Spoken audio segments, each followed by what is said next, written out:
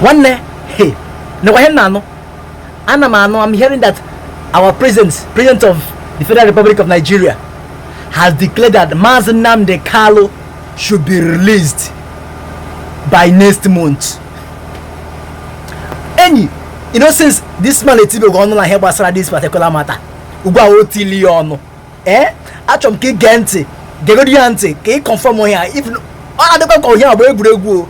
Now I release the Mazi Nnamdi Kanu. Go release, get release next month. Hey, one day they couldn't. Dear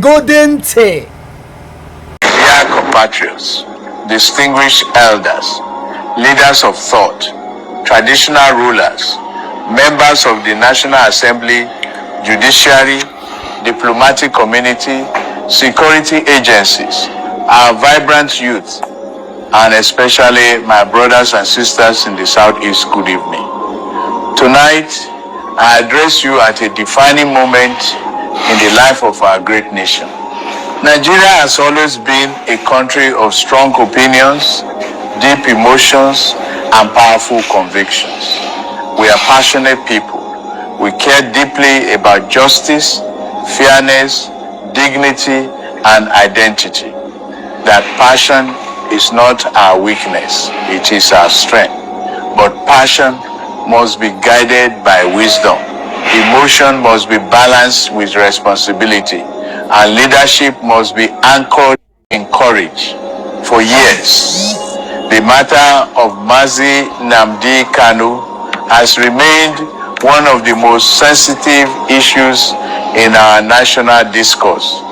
It has stirred debates in homes, markets, churches, mosques, universities, and across the diaspora. It has generated legal arguments, political tensions, and community divisions that have touched every corner of our federation. As president, I have followed this matter closely, not merely as a political issue, but as a national concern with deep implications for our unity, stability, and future. Today, after extensive consultations with key stakeholders, legal advisors, security agencies, respected Southeast elders, the National Council of State, and international partners, I speak clearly and directly to the Nigerian people about the path forward. Nigeria must move forward. And moving forward requires courage. It requires reconciliation. It requires healing. It requires leadership bold enough to turn the page. Let me affirm a fundamental principle. Nigeria is governed by the rule of law. Our institutions must be respected. Our courts must function independently. Justice must not only be done, it must be seen to be done. The legal processes surrounding Mazi Nnamdi Kanu have been complex and prolonged. As president, I do not interfere with the judiciary. I do not dictate outcomes. I will never undermine our constitutional order. However, leadership also means recognizing when political solutions within the bounds of law can advance national peace. After careful reflection and consultations, I have directed the federal government to begin structured legal and constitutional processes that may lead to the release of Mazi Nnamdi Kanu in the coming months, subject to lawful frameworks and binding agreements that protect national security and unity. Let me be clear.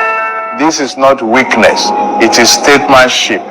This is not capitulation, it is commitment to peace. Nigeria is strongest when we choose dialogue over division. We are most powerful when we build bridges, not walls. My brothers and sisters in Abia, Anambra, Ebonyi, Enugu, and Imo, this message is especially for you. You are an indispensable part of Nigeria's story. You are innovators, entrepreneurs, intellectuals, nation builders, from commerce to academia, medicine to technology, arts to industry. The Igbo spirit has enriched Nigeria beyond measure. Your concerns about equity, inclusion, infrastructure, and development are legitimate. Your desire for dignity and fairness is understandable. Your voice matters. But let me also speak frankly. The path of sit-at-home orders has cost the Southeast dearly. Markets have suffered. Small businesses have collapsed. Students have lost academic time. Hospitals have struggled. Daily wage earners have faced untold hardship. Whatever is original intention, the sit-at-home directive has inflicted economic wounds on the very people it claims to protect. It has discouraged investment, disrupted livelihoods, slowed regional growth. No region can prosper in isolation from productivity. No economy can grow under recurring shutdown. No child should be denied education because of political disagreement.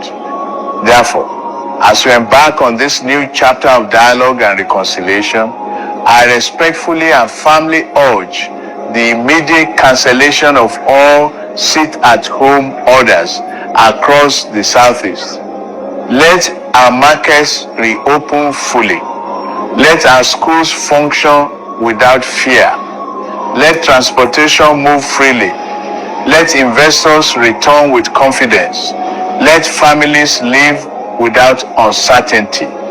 If we are serious about development, we must create an environment where businesses thrive, not struggle, where education flourishes, not pauses, where hope expands, not contracts.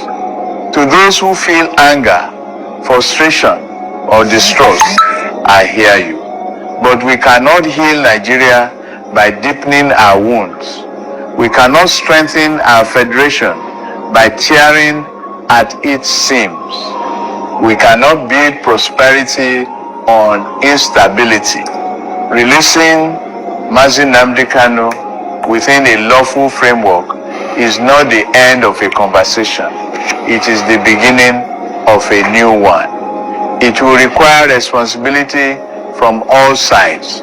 It will require commitment to non-violence. It will require adherence to the Constitution. It will require assurances that rhetoric will not inflame tensions. Peace is not a one-sided decision. It is a shared responsibility. I call on community leaders, governors, lawmakers, religious authorities, youth groups, and civil society organizations to partner with the federal government in shaping a peaceful transition. Let us convene structured dialogues. Let us address grievances through constitutional reforms. Let us examine devolution, economic empowerment, security architecture, and political inclusion through mature and constructive engagement. Our administration remains committed to equitable development. Major infrastructure projects will continue and expand. Road rehabilitation, power sector reforms, digital economy investments, port revitalization, industrial corridors. These are not slogans, they are ongoing commitments.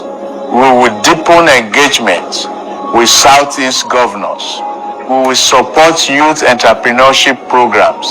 We will strengthen security collaboration. Let no one mistake this moment for surrender.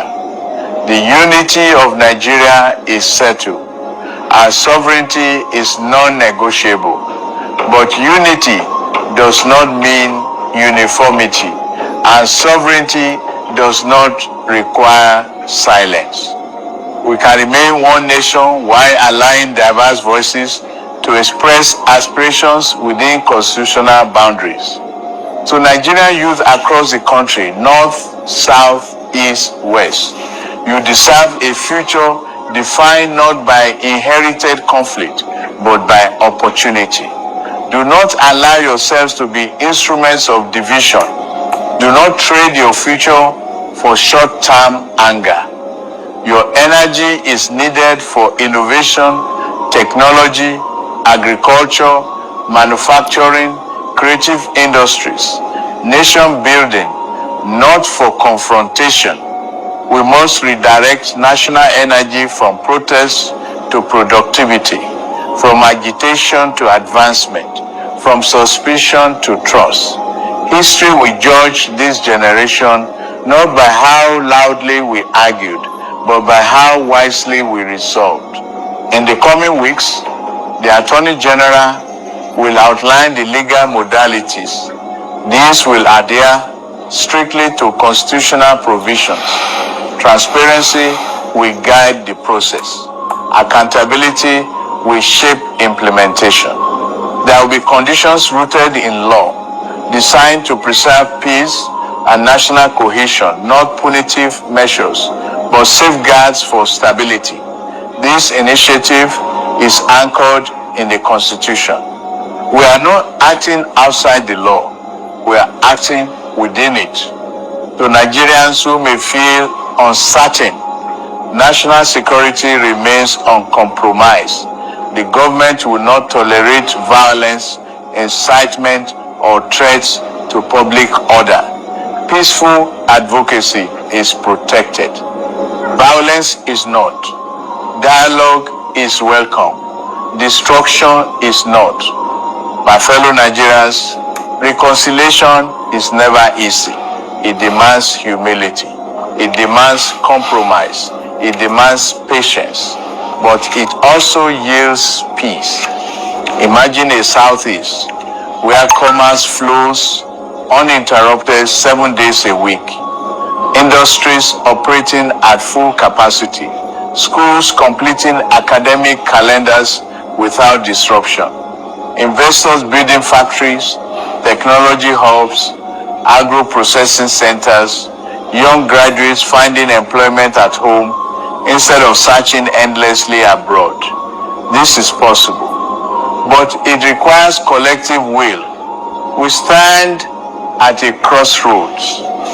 One path leads to prolonged suspicion, economic stagnation, recurring unrest.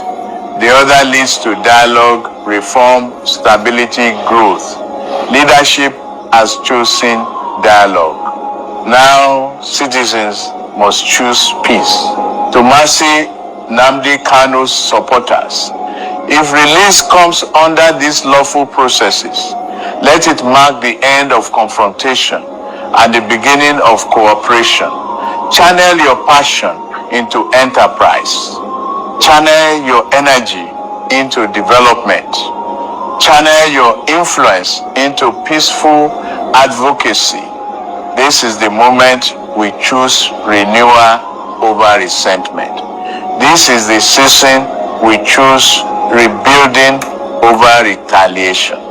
This is the chapter where Nigeria demonstrates that even our most difficult conversations can end in constructive resolution. Let markets reopen. Let classrooms remain filled. Let prayers rise for unity. Let businesses expand. Let the drums of division fall silent. Nigeria belongs to all of us, and together we will build a nation where justice and unity are not opposing ideals but shared foundations. May God bless.